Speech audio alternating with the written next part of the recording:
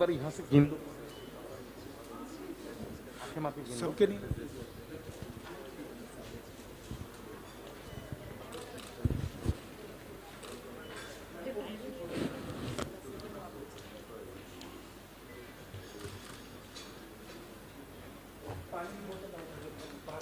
Phone तो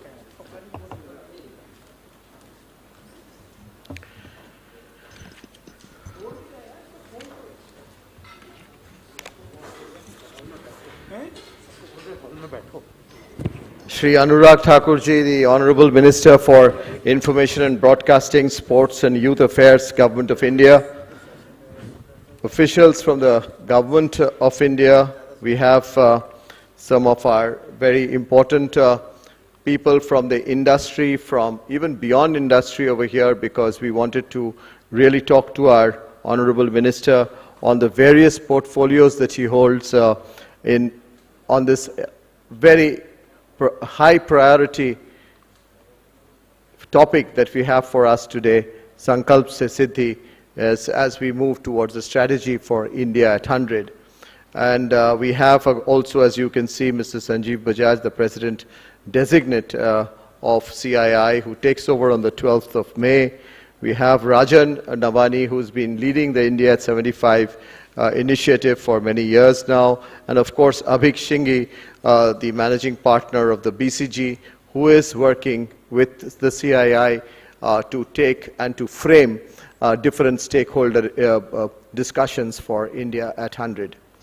It's a phenomenal privilege for us to have the Honorable Minister Shri Anurag Thakurji, who is an iconic youth minister, if one can say, leading the youth, his passion, his enthusiasm. We have seen in various fields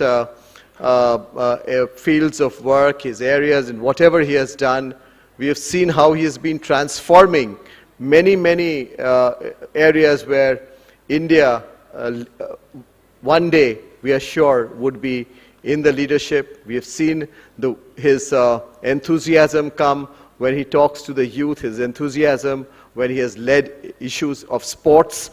So much of passion he has aroused in us, and this really gives encouragement for us and to believe that India at 100 is in safe hands with people and leaders like him.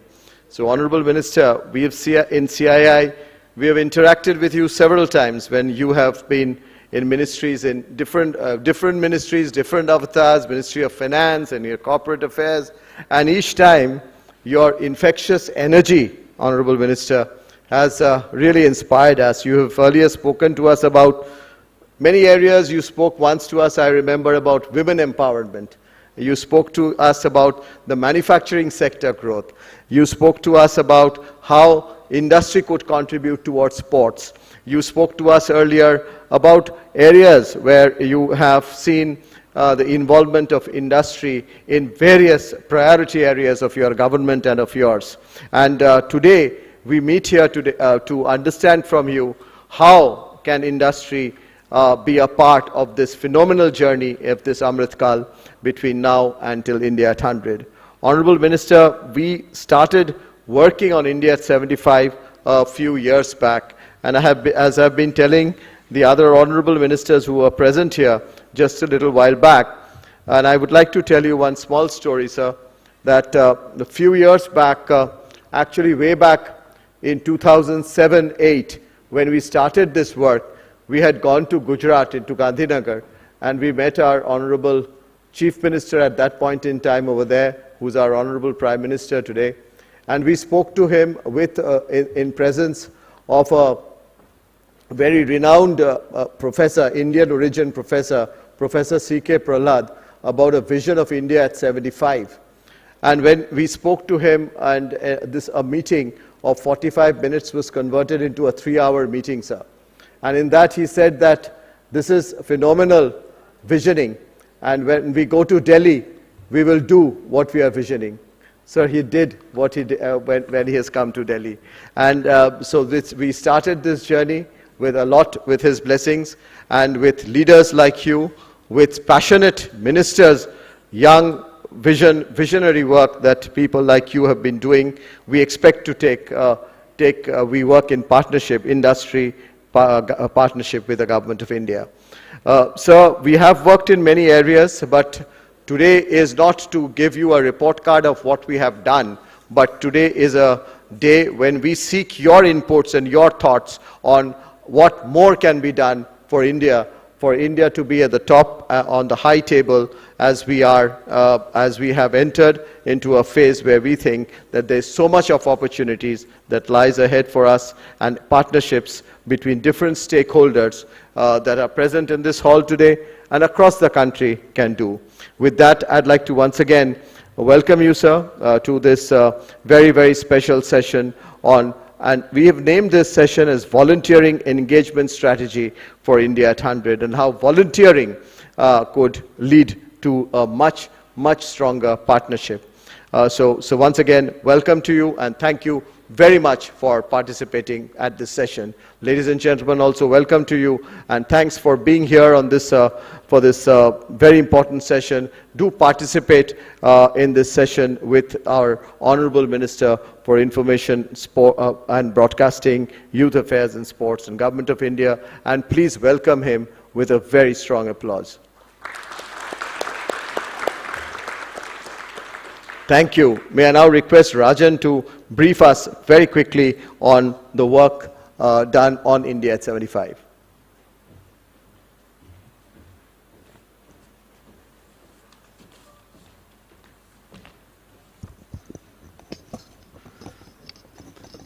Thank you, Chandrajit. Honorable Minister Shri Anurag Thakurji, our Honorable Minister for Information Broadcasting, Youth Affairs, Sports, Government of India, Mr. Sanjeev Bajaj, President Designate CII, Abhik Singhi, Managing Director and Senior Partner BCG, Chandrajit Banerjee, Director General CII, ladies and gentlemen. You know, we are here on a very, very important subject and topic, because I do remember that from the days we started talking about India at 75, we said this is truly an agenda, and CII articulated that really well, is about the future of the youth of this country. You know, 1 in 10 people in the world is an Indian under the age of 25 today. And I think, you know, that is the power that we have. It's not only an Indian, it's an Indian under the age of 25. How do we really come together as society, as multiple stakeholders, to be able to create an aspirational vision that will enable this strength of ours to really position ourselves, you know, in a position of global leadership? And we really couldn't have had anyone better than Shri Anurag ji here today, you know, to really talk and share with us his thoughts, because, you know, the youth, we always say, is the future, but, you know, the youth is also the power, it's the engine, it is the one who's going to benefit from what is going to happen through India at 75. I still remember the conversations that we did when we were building upon this vision. You know, the driver sitting in the front car seat saying that I want to teach my next gen English because, you know, the people who sit at the rear of the car are all speaking English, is the aspiration of true people, and I don't want my son to be sitting in the front. Messages like these capture the emotion of what, you know, we feel for the next gen and what the next gen also aspires. So really, how do we bring, you know, this collective wisdom, this collective knowledge, this collective energy, power, you know, through rural India, from, you know, farmers, through, you know, a country that is so diverse together. And I think we always say that what was required for, you know, freedom was to give up lives. Today we actually have to just come together, share a vision and work towards it. And I think volunteering has been one strong cornerstone of the vision of India at 75, Honorable Minister. You know, while we have addressed sectorally, really, how do we build capabilities and skills? How do we ensure better livelihood mobility in our youth? You know, how do we create sustainability around urbanization? How do we develop rural India and have industry and corporate India participate in making that a base, and especially post-pandemic, a lot of prioritization that has changed towards sustainable energy, but the core aspect does remain, how do we come together, you know, to build the new India? And while we have seen that there is a lot of economic value that gets, created through participation of society.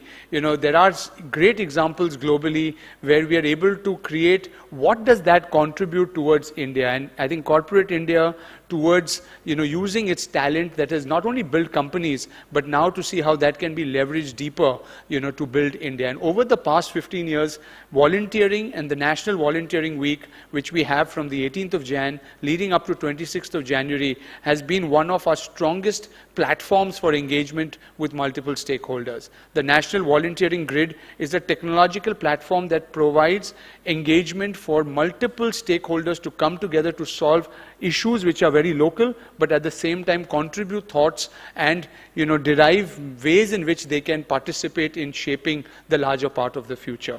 We in this last week, we always have had millions of people who have participated. Even in this pandemic year, we had 12,839 volunteers who clocked 1,70,477 hours and reached 11.5 million beneficiaries in India, in spite of, various lockdowns and all has happened. But that is the energy that is there within the youth, that is there within the country. You also chair a very interesting ministry in the information and broadcasting, and I think we can all align on how the passion that young people in India have towards this new AVGC sector, and so many others that can create employment at scale as we continue to build new areas and new methods of livelihood for the youth in India.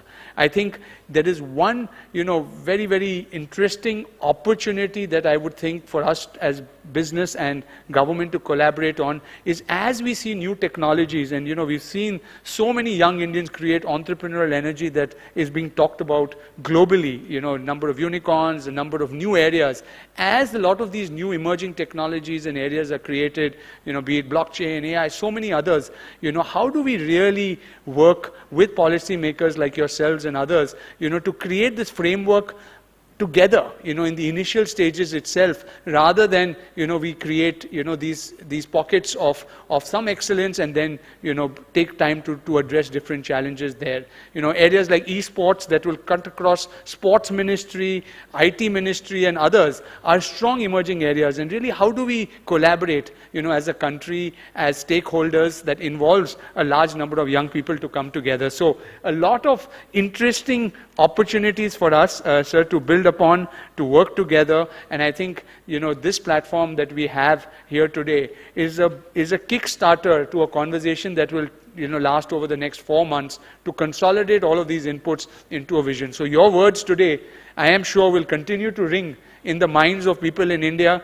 not only today and in the years, but in the years to come as we approach even India at 100. And in 2047, I'm sure we can look back on this day, and see what we have achieved from so much of the visioning that we have been able to put together. So really look forward to your vision for India at 100 and really see how we can all work together to make that happen. Thank you, and a very warm welcome again.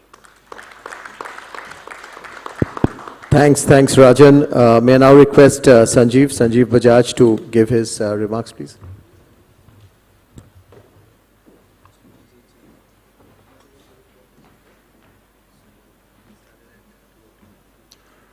Honorable Minister Anurag Thakurji, other guests on the dais, friends. Volunteering, whether individual or corporate-led, helps us connect with ground-level issues. It opens our eyes up to the real India, and it brings societies, communities together in creating a better country. The UN estimates that over 1 billion people volunteer globally, which is a huge number.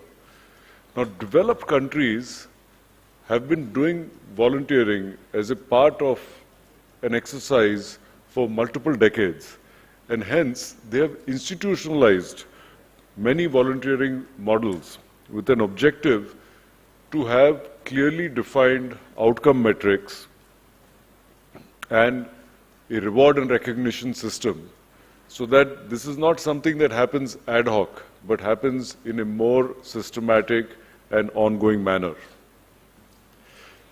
In a country like India, we hence have the opportunity to do the same, to gather best global practices on volunteering, institutionalize them, and attempt to make them as a part of each one of our lives, to whatever extent we can give time, whatever little bit of our lives we can give for others. Volunteering eventually is a basic expression of care. Care for people who don't have the same benefits that so many of us do. And this is not only about individuals, it's not only about government, it's not only about big business. NGOs play a very significant role in their efforts in volunteering, and it's something that the India at 75 Foundation works actively as well. There is a lot of work, and Rajan talked about that CI and the India at 75 Foundation has been doing in volunteering since 2012. The annual weeks that Rajan talked about, one leading up to Republic Day and the other leading up to Independence Day, ends up with millions of hours of volunteering in that week. He talked about a couple of lakh hours, but that is only because of the pandemic. Prior to the pandemic, each week over the last so many years has resulted in over 1 million hours of volunteering. And this is in so many different areas. It can be in areas relating to education, Swachh Bharat, sustainability. We believe that there is an impetus now, as we are looking at building the India of tomorrow, to create perhaps a national volunteering day, to create awareness, to create that momentum, to create the opportunity where each one of us can do our bit for the larger society.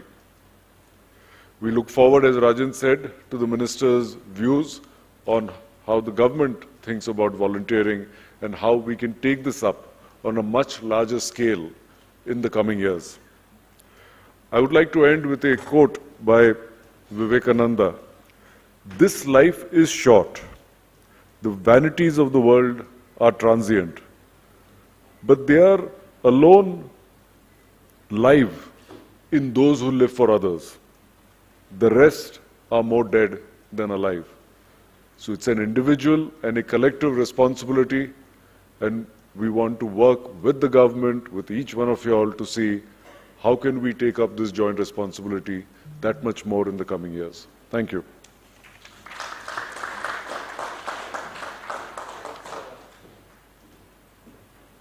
Sanjeev, thank you very much. Ladies and gentlemen, it's a real pleasure and honor to now invite our chief guest for this session to give the keynote address, Shri Anurag Thakurji, the Honorable Minister for Information and Broadcasting, Youth Affairs and Sports of the Government of India.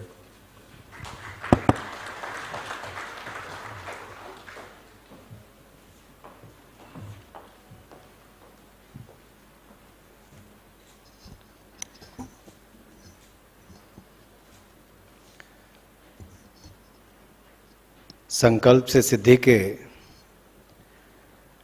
इस कार्यक्रम के आखिरी सत्र में मंच पर उपस्थित श्री संजीव बजाज जी, श्री राजन नवानी जी, श्री चंद्रजीत बनर्जी जी, अभीक सिंघी जी, उपस्थित सीआईए के सभी सम्माननीय मेंबर्स और समाज के विभिन्न वर्गों से आए हुए सभी प्रिय भाई और बहनों और मीडिया से आए हुए मेरे प्रिय मित्रों, सबसे पहले तो मैं संजीव जी को, जो अगले महीने नई जिम्मेदारी लेने जा रहे हैं, उनको नई जिम्मेदारी के लिए शुभकामनाएं और बहुत बहुत बधाई आप सबकी ओर से देना चाहता हूं। और ये भी आशा करता हूं कि उनके कार्यकाल में कोविड की कोई लहर ना आए।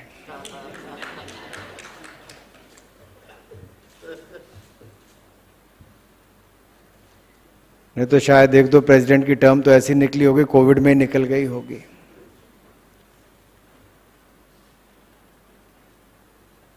For the last couple of years, we have gone through this COVID-19 pandemic. We have seen how the pandemic has disrupted our life and the lifestyles. It has made us rethink, reimagine how we have to live in the post-pandemic era. I won't say we are out of the pandemic, but still we are in a far better situation than what we were in the last 2 years.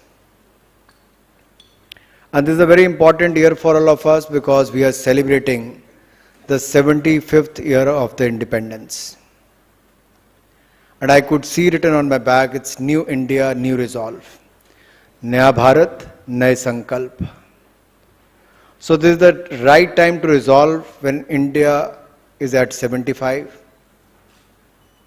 And we have to pledge and commit what we're going to achieve, what will be our contribution in the next 25 years, which is called the Amrit Kal. And I'm sure if you have taken out your valuable time to be part of this Sankalp se Siddhi program, I'm sure you have committed 100% to make India one of the greatest nations in the world. And I'm sure you're going to contribute in that.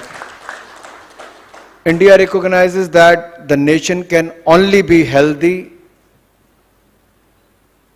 if its young people are involved, if they can participate, they engage in the development activities. And when I'm talking about India, it is 1/7 of the humanity. दुनिया का आबादी का छठा हिस्सा यहीं पर ही है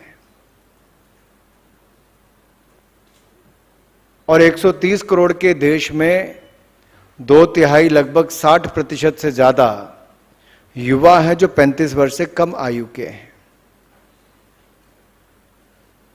And I've been asked to speak about the youth of this country. All I can say is, youth being the largest stakeholder, they have to play the most important role in the nation building process. And I'm glad you have taken up this subject. When we discuss this among the members in the society, some of you may come up to me and say, आजकल तो ऐसा हो रहा है कि जो पढ़े लिखे नौजवान हैं या दूसरे हैं वो अपने माँ बाप का ख्याल नहीं रख रहे तो बाकी क्या करेंगे. कुछ लोग ऐसी बात भी करते हैं आके, बट वो ये नहीं देखते कि एक छोटा वर्ग वो हो सकता है, लेकिन एक बहुत बड़ा वर्ग है जो अपने भविष्य से ज्यादा भारत के भविष्य को सुधारने और बनाने के लिए अपने जीवन को खपाने के लिए तैयार है. और ऐसे युवाओं के बल पर ही, उनके योगदान के बल पर ही हमें भारत को आगे लेकर जाना है. तो मैं तो ये भी कहूंगा, नवयुग का नवनिर्माण स्वयं सेवकों आपके हाथ में है. नवयुग का नवनिर्माण स्वयं सेवकों आपके हाथ में है. कर्तव्य पालन करो, आगे बढ़ो, ये जहां तुम्हारे साथ में है, ये जहां तुम्हारे साथ में है. अब आप सोचोगे स्वयं सेवक कह दिया तो कहीं राष्ट्रीय स्वयंसेवक संघ के साथ तो नहीं जोड़ दिया. हालांकि मैं आरएसएस की बात करूं तो सबसे ज्यादा स्वयंसेवक उनके पास ही है, 60 लाख से ज्यादा. और जो कंट्रीब्यूशन उन्होंने की वो अपनी तरफ है. लेकिन आज मैं युवाओं पर बोलने वाला हूं. कई बार लगता है जब युवा की बात करो तो उस उम्र में जहां उसको अपने करियर की ओर देखना है, अपना भविष्य बनाना है, संवारना है, तो क्या हमारी अपेक्षाएं उनसे कहीं ज्यादा तो नहीं. लेकिन जब आप उनसे जाकर बात करते हैं कि आजादी के 75 वर्ष हम मना रहे हैं, आजादी दिलाने वालों ने बलिदान दिया था, तुम्हें बलिदान देने की आवश्यकता नहीं, योगदान देने की आवश्यकता है ताकि हम भारत को विश्व गुरु बना सकें, उस दिशा में आगे लेकर जा सकें. You don't have to sacrifice, but you have to contribute towards this. And Prime Minister Modi has already spoke about India at 75, what we have to do. Ideas, action, resolve at 75, freedom struggle and all. लेकिन एक बात जरूर आती है कि आज जब हम समाज की बात करते हैं तो हर कोई अपने राइट्स की बात करता है, रिस्पॉन्सिबिलिटी की बात नहीं करता. अधिकारों की बात करता है, जिम्मेदारी की बात नहीं करता है। तो हमें अपनी जिम्मेदारी भी समझनी, इसलिए मैंने कहा कि being the largest stakeholder, सबसे बड़ी वर्तमान और भविष्य को बनाने की जिम्मेदारी हमारे युवाओं के बीच में ही है। और जो हमारा 2030 का एजेंडा है, सस्टेनेबल डेवलपमेंट गोल्स की हम बात करें, एमडीजीज को तो शायद देश ने उस तरह से नहीं किया, बट एसडीजीज के बारे में हमारी सरकार भी और समाज भी बड़ी गंभीरता के साथ उस और काम कर रहा है। और वो पब्लिक पार्टिसिपेशन, ऑनरशिप और सॉलिडेरिटी, इसके बिना अधूरी रहेगी अगर युवा की पार्टिसिपेशन उसमें नहीं होती है। और कहीं ना कहीं हमें कार्यक्रम ऐसे बनाने जहां पर उनका योगदान भी हो, वो हमारे साथ जुड़े भी। और जब लाखों लोग हमारी वर्कफोर्स में जुड़ेंगे, जो स्किल्ड मैन पावर भी होगी, बहुत सारी अनस्किल्ड भी होगी, लेकिन एक और जहां हमारा प्रयास है कि हम दुनिया की सबसे बड़ी स्किल्ड मैन पावर तैयार करें, वहीं दूसरी ओर आज से 7-8 साल पहले जब प्रधानमंत्री मोदी जी ने स्टार्टअप इंडिया की कल्पना की थी, स्टार्टअप इकोसिस्टम की बात की थी, मैं आपसे यह भी शेयर करना चाहता हूं, जब मैं 2019 में minister of state for finance बना एंड कॉर्पोरेट अफेयर्स, तो निर्मला जी और मुझे प्रधानमंत्री जी ने बुलाकर कहा that you have to address the issues of startups, the startup ecosystem, what they face as far as the registration or the other problems they face because of the taxation issues and all. We put our best efforts towards that. And today I can proudly say about the youth of India that when the world was facing pandemic, it was the Indian startups. 47 has turned unicorn during the COVID-19 pandemic. ये अपने आप में एक बहुत बड़ी उपलब्धि भारतीय युवाओं की है। भारत का युवा ना उस समय रुका, और अभी भी अगर 2022 में देखेंगे तो 14 कंपनीज यूनिकॉर्न बनी हैं। अगर मैं बात करूं ओला की, तो जहां एक और ट्रांसपोर्टेशन की, सर्विसेज की उन्होंने बात की, वहीं पर उनका दूसरी दिशा में देखा जाए तो प्रधानमंत्री मोदी जी ने जो क्लीन एंड ग्रीन विलेजेस की बात करते हैं, कार्बन एमिशंस को कम करने की बात करते हैं, 2070 तक कार्बन न्यूट्रल या जीरो एमिशंस की हम लोग बात करते हैं, उस दिशा में हर किसी को अपनी कंट्रीब्यूशन करनी है।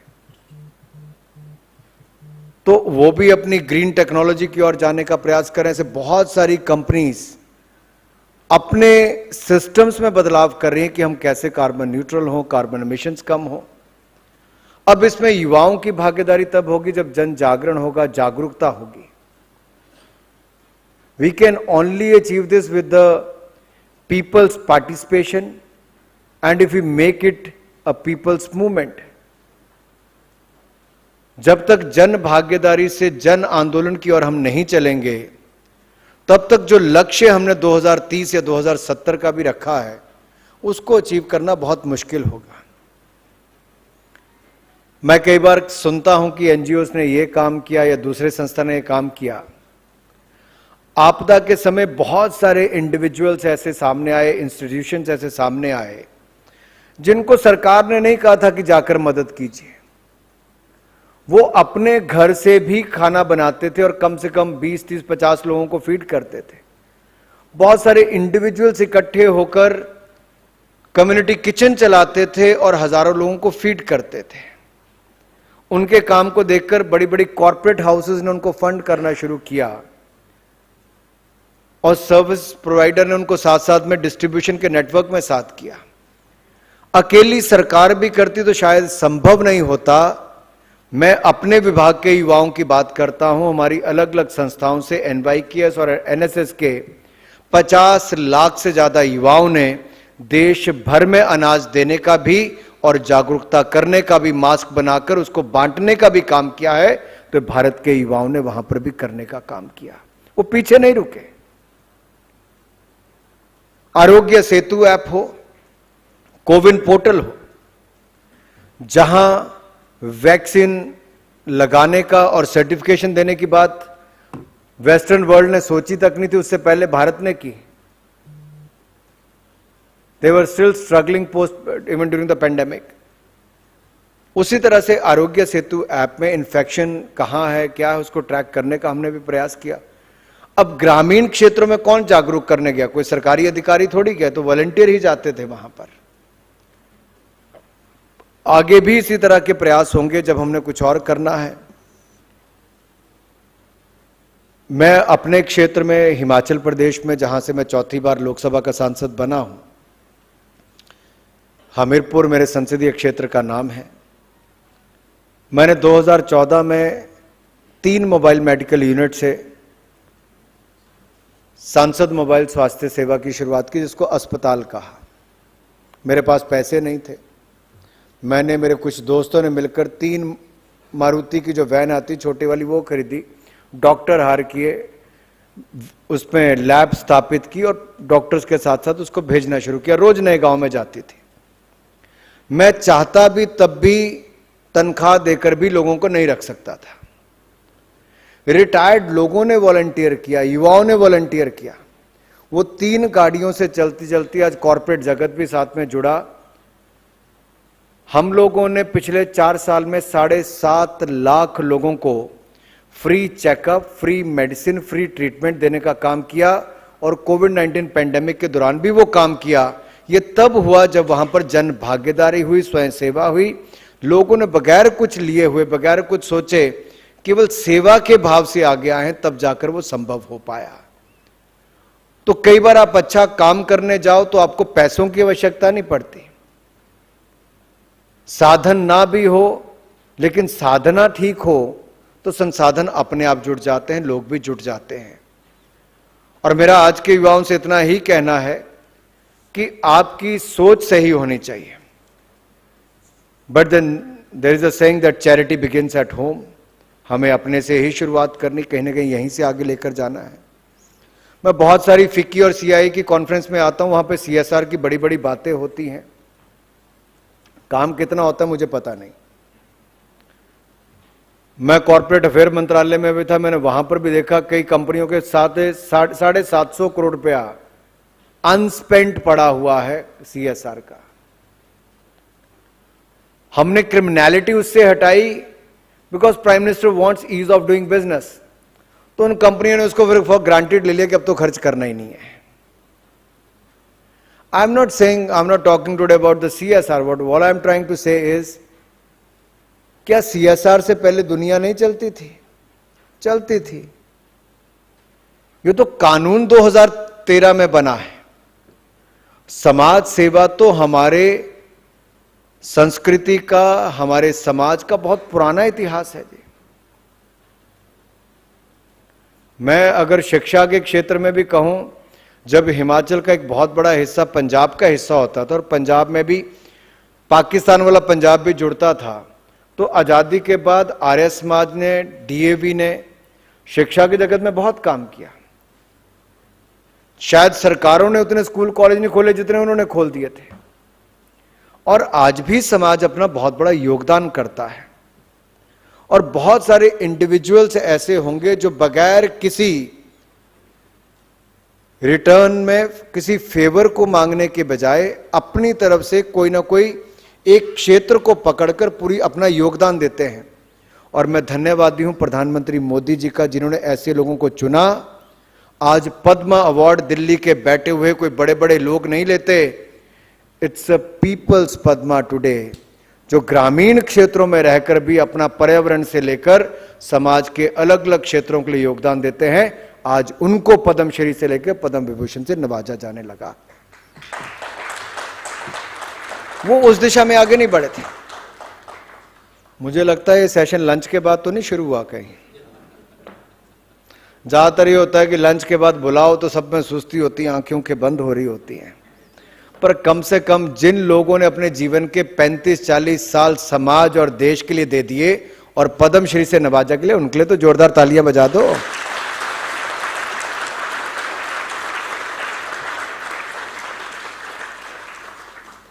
आप में से सीआई के मेंबर्स कौन कौन है, जरा हाथ खड़ा करके बताइए। और बस ठीक, एनजीओ से कौन कौन है, मीडिया से कौन है,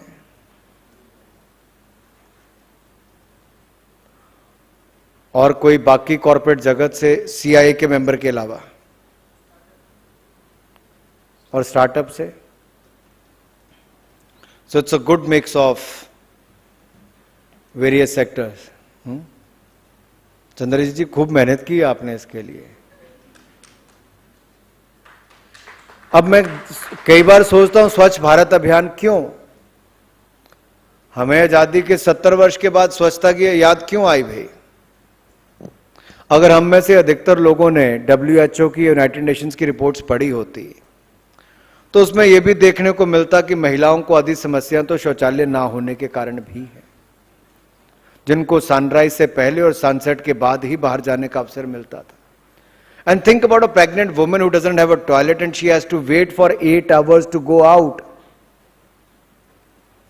Can we imagine sitting here for a conference just for 4-5 hours and we don't have a toilet in this building? How do we survive?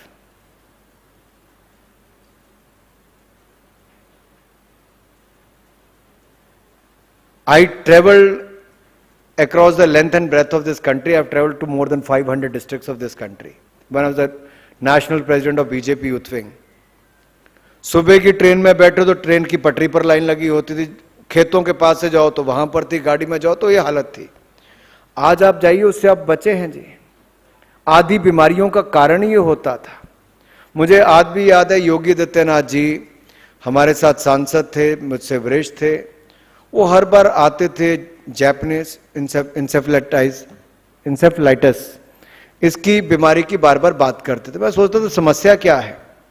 जब वो मुख्यमंत्री बने, प्रधानमंत्री जी ने स्वच्छता अभियान चलाया, गंदगी दूर हुई, बीमारी मुक्त हो गए। वो महिलाओं में, युवाओं में, बच्चों में मृत्यु दर कम हुआ, उसका बड़ा कारण एक स्वच्छता अभियान भी है। लेकिन उसके लिए देश के प्रधानमंत्री को झाड़ू उठाना पड़ा।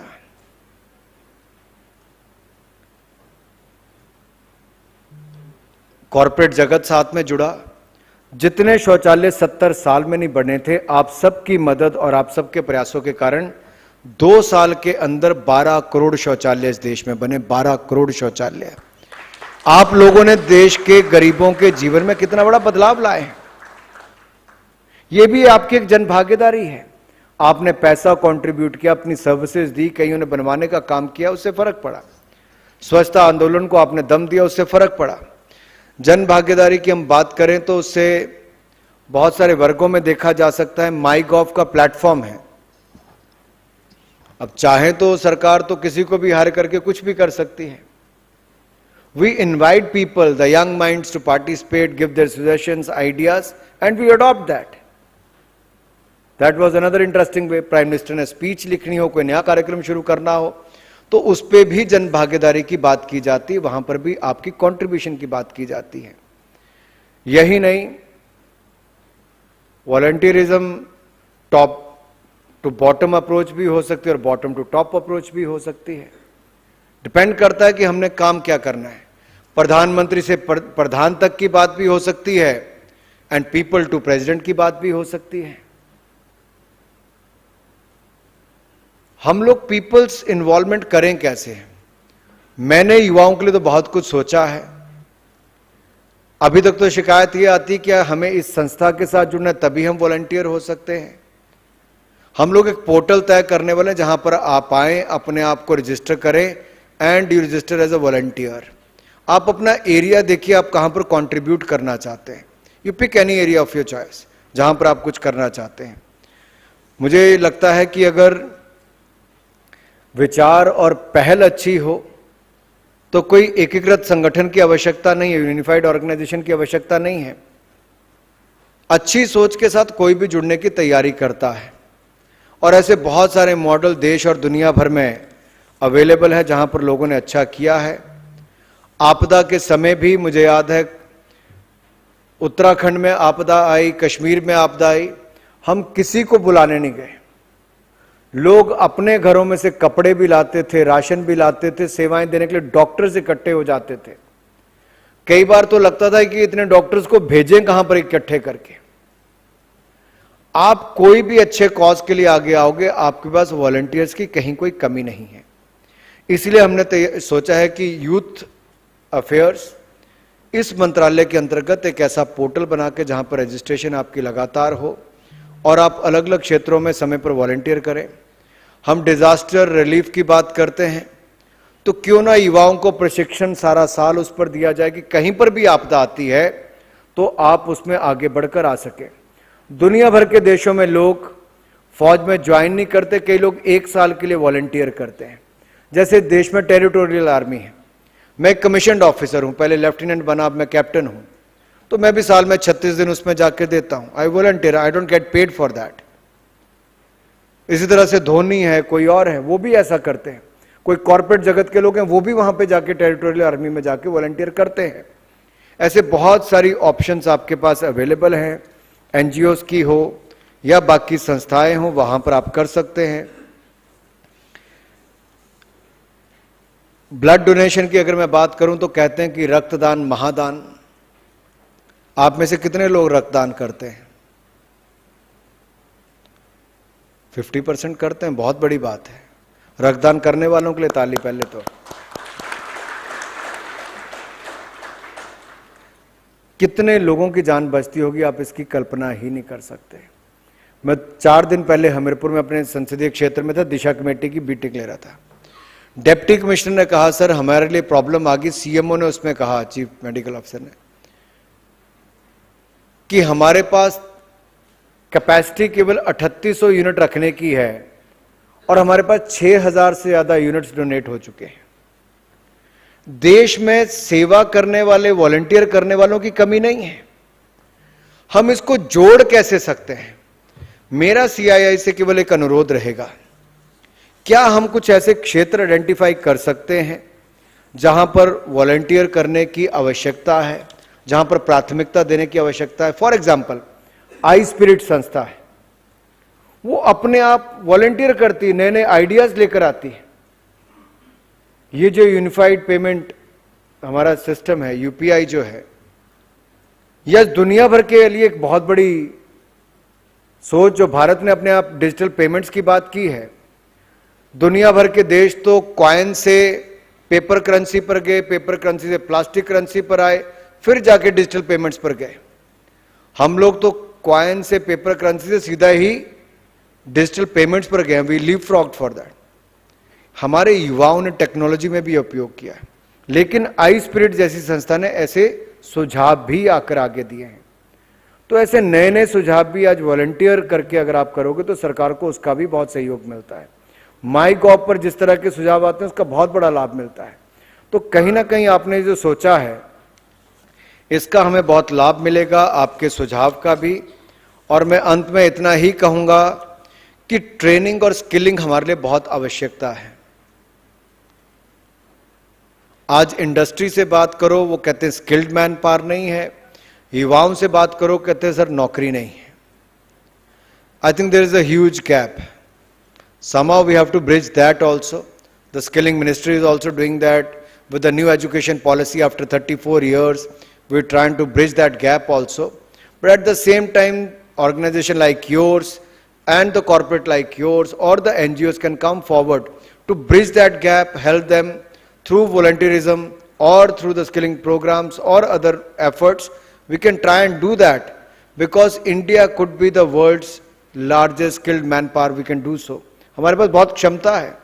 मैं दुबई एक्सपो में गया था तो वहां पर तेजस प्रोग्राम जो हमने लॉन्च किया, ट्रेनिंग जो हमने अपने युवाओं की शुरू की है, 30,000 युवाओं को केवल यूनाइटेड अरब एमिरेट्स में भेजेंगे 1 साल के अंदर, ट्रेन करके अलग अलग क्षेत्रों में स्किल्ड मैन पावर के रूप में। वहीं पर दूसरी कॉन्फ्रेंस थी तो हमारे इनोवेटर्स की और इंक्यूबेटर्स की, स्टार्टअप इकोसिस्टम के बारे में वहां पर जो कहा गया, अपने आप में यूएई में एक बहुत बड़ी पहचान हमारे स्टार्टअप इकोसिस्टम के कारण भी बनी है। ये केवल कॉरपोरेट की बात आज हम करने नहीं आए हैं, जन भागीदारी की बात एक इंडिविजुअल से लेकर एक इंस्टीट्यूशन तक, ये सभी के लिए बहुत आवश्यक है। तो जन भागीदारी से बने जन आंदोलन, ऐसा कुछ कर जाना है, विश्व जिसका अनुकरण करे, स्वयं सेवकों, हमें ऐसा भारत बनाना है, हमें ऐसा भारत बनाना है। तो आप वॉलंटियर अवार्ड भी कर सकते हैं, वॉलंटियर वीक भी मना सकते हैं। कॉरपोरेट जगत के लोगों के लिए बहुत मुश्किल भी है क्योंकि बहुत काम का प्रेशर भी रहता है, बट साल के हम कुछ घंटे तो आइडेंटिफाई कर सकते हैं, श्रमदान से लेकर योगदान देने तक। आप कल्पना कीजिए 130 करोड़ के देश में 2/3 युवा है और उनमें से भी आधे भी अगर अपनी ओर से स्वयंसेवक बने, साथ में योगदान करें, तो इस देश में एक बहुत बड़ी क्रांति आ सकती है। जन भागीदारी से जन आंदोलन बन सकता है। ये केवल देश की राजधानी में ही ऐसा कार्यक्रम ना हो, आज हमें संकल्प ये भी लेकर जाना है कि देश के अलग अलग रीजन्स में जहां पर आपकी रीच है, वहां संकल्प से सिद्धि का हम प्रोग्राम करेंगे। नए भारत में नए संकल्प लेने का प्रण लेंगे और इस नए भारत के निर्माण में आज के युवाओं का बड़ा योगदान कराकर देंगे। और मुझे पूर्ण विश्वास है आप सबके योगदान से हम नए भारत का निर्माण कर सकते हैं, क्योंकि मैंने जब अपने संसदीय क्षेत्र में मेरिटोरियस स्टूडेंट्स के लिए एक योजना शुरू की, सांसद भारत दर्शन योजना, कि जो टॉप 100 स्टूडेंट्स आएंगे मैं उनको देश के अलग अलग हिस्सों में भेजूंगा। आप कल्पना कीजिए, जब मैंने पहले साल वो प्रोग्राम किया, दूसरे साल ऐसी होड़ मची उसके लिए कि हर कोई चाहता था कि वो टॉप 100 में आए पूरे प्रदेश भर में। क्योंकि पहले जो 100 बच्चे आए थे 10th और 12th के, उनको मैंने कोई खर्चा करके नहीं किसी को सिलेक्शन ज्यूरी बनाई, कुछ किया। जो रिटायर्ड टीचर प्रोफेसर थे उन्होंने वॉलंटियर उसके लिए किया, उन्होंने उसकी स्क्रीनिंग की। और जब मैं पहले बैच से मिलने गया, मैंने 100 बच्चों में से पूछा, आप में से 2 राज्य किसने देखे? 2 लड़कों ने हाथ खड़ा, दो लड़कों में से एक लड़की और एक लड़के ने हाथ खड़ा किया। और उन 100 बच्चों में 65% लड़कियां थी जो टॉप 100 में आई थी। मैंने उनसे पूछा, हिमाचल प्रदेश के 12 जिले कितने लोगों ने देखे हैं? किसी ने हाथ खड़ा नहीं किया। मैंने फिर पूछा, आप में से 3 से ज्यादा जिले किसने देखे हैं? 3 लोगों ने हाथ खड़े किए। जब तक हमारे यहां के युवा देश ही नहीं देख पाएंगे, समाज के अलग अलग या देश के अलग अलग हिस्सों में क्या काम हो रहा है उनको पता नहीं चल पाएगा। हम जो नेशनल इंटीग्रेशन की बात करते हैं, हम कहते हैं कश्मीर के युवाओं को लेकर आए, हम देश के अलग अलग कोनों में जाकर मिलाएं, भारत के युवाओं को अलग अलग कोने से लेकर जम्मू कश्मीर के राज्य में लेकर जाएं, नॉर्थ ईस्ट के अलग अलग क्षेत्रों में हम यहां के बच्चों को भेजें, वहां के बच्चे यहां पर आएं, तब जाकर हम नेशनल इंटीग्रेशन की कहीं इस कल्पना को पूरा कर पाएंगे। एक भारत श्रेष्ठ भारत अगर इसको पूरा करना है तो आज हमें इसे बड़ी प्राथमिकता के साथ शुरू करने की आवश्यकता है। सरकार कुछ कार्यक्रम चलाती है, लेकिन समाज को भी इसमें बड़ी भागीदारी निभानी होगी। और मुझे पूर्ण विश्वास है हम इस दिशा में इकट्ठे मिलकर काम कर सकते हैं। मैं तो युवा कार्यक्रम विभाग की ओर से, यूथ अफेयर्स की तरफ से प्रयास करूंगा कि ज्यादा से ज्यादा काम हम लोग यहां पर करें। यहां पर आने से पहले मैं 3 घंटे इसी के लिए मीटिंग लेकर आया हूं कि इस साल आजादी का अमृत महोत्सव हम लोग देश भर में क्या क्या कार्यक्रम करने वाले हैं।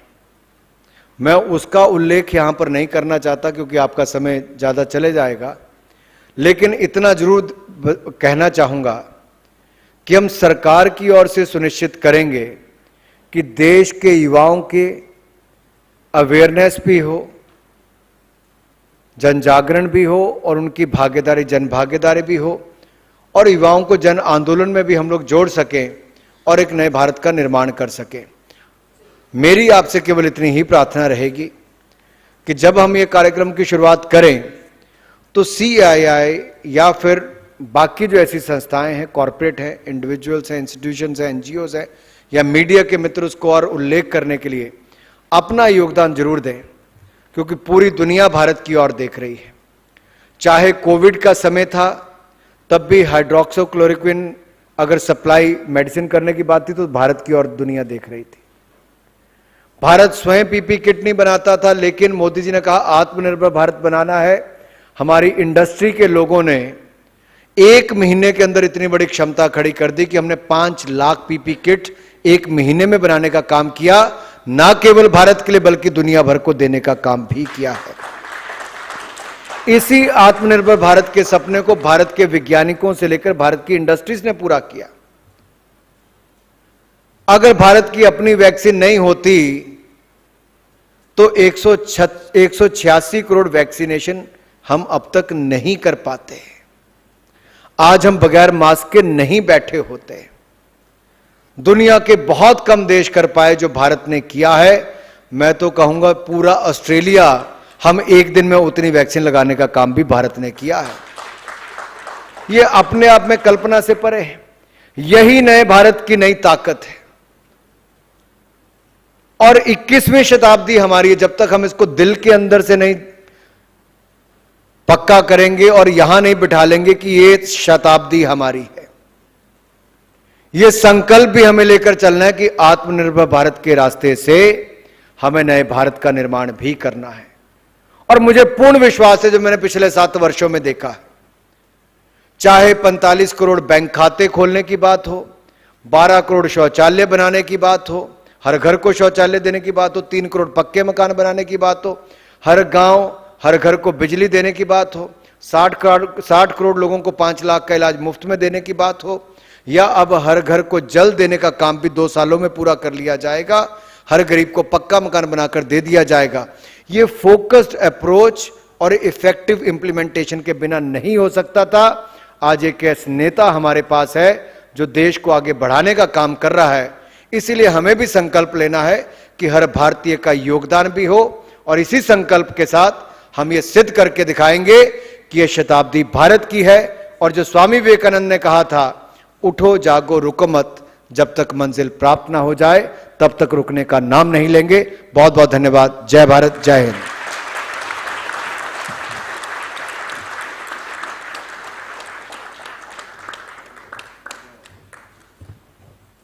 So that was so strong, so motivational, indeed very, very inspirational for this audience. As you saw, it's a mixed group, huge number of ideas, lots of thoughts, lots of ideas.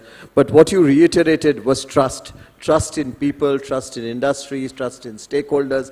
That really motivates us to work with your government, with partnerships. Sir, we will fulfill your aspiration. We will work under you, we will work with you and see to it that we take this message forward to every nook and corner of the country and work together with you. We shall also, want to really report back to you on many of the points that you have raised today that can be started as projects, programs, missions by different parts of CIA and beyond.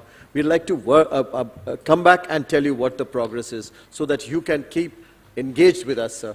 This was really motivational. We have a youth minister who's a youth icon, and which really motivates and gives us confidence. In New India and the India of 100 are in real great hands with people like you, sir. So thank you very much for that. And may I with that turn to Abhik to really quickly tell us as to how will we do what the minister asked us to.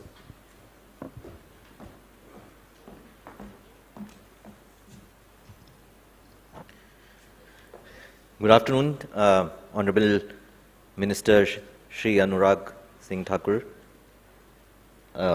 It was really inspiring to hear you. Mr. Bajaj, Mr. Navni, Mr. Banerjee. I stand here before today talking both as an individual as well as somebody who is a part of this program to take the way forward for the next 25 years, what we are talking about. Mr. Bajaj mentioned about looking at volunteering, what has been done in other countries. People talk about what is being done in Israel, Singapore. I think we have to incorporate all that as we think about the future, but we also have to look at what India's own tradition is.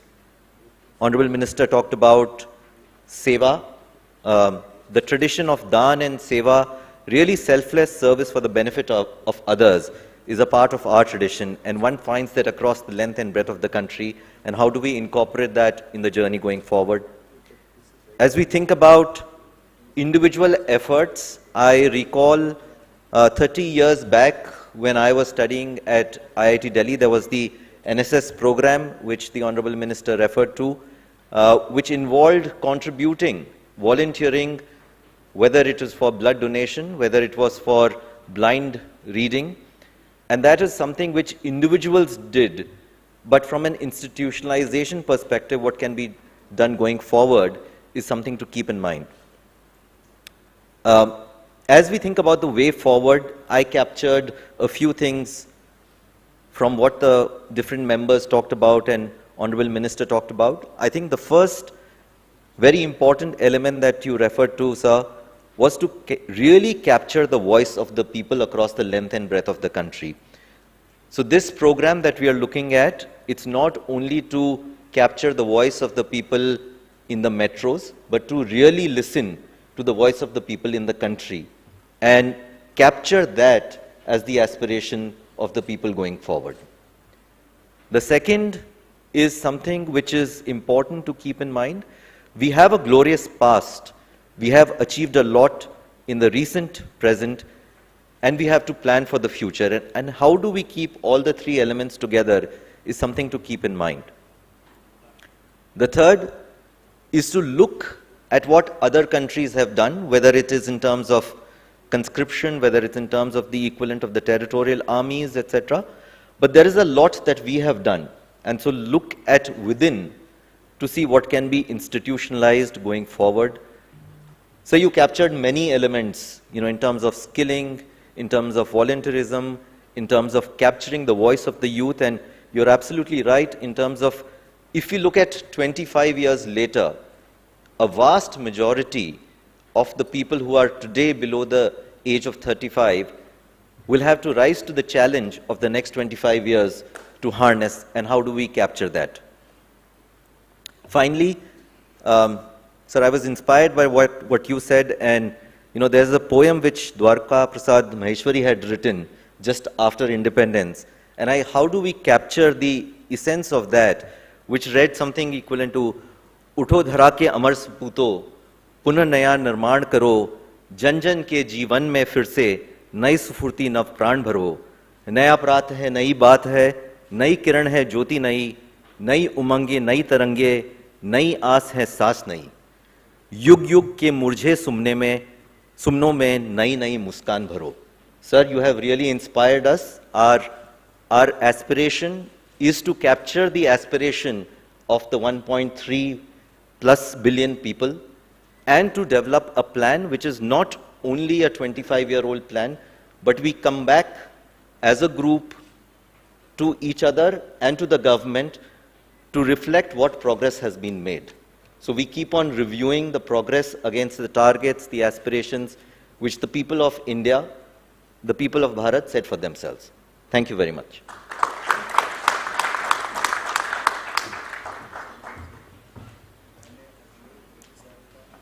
May we now request Mr. Sanjeev Bajaj to kindly present the memento to the Honorable Minister.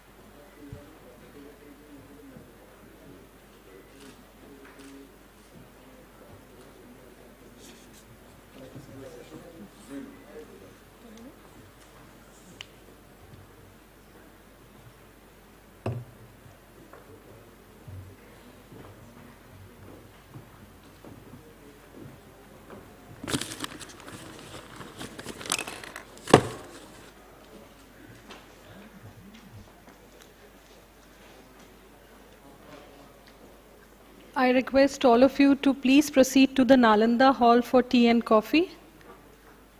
The tea and coffee is served at the Nalanda Hall. Thank you.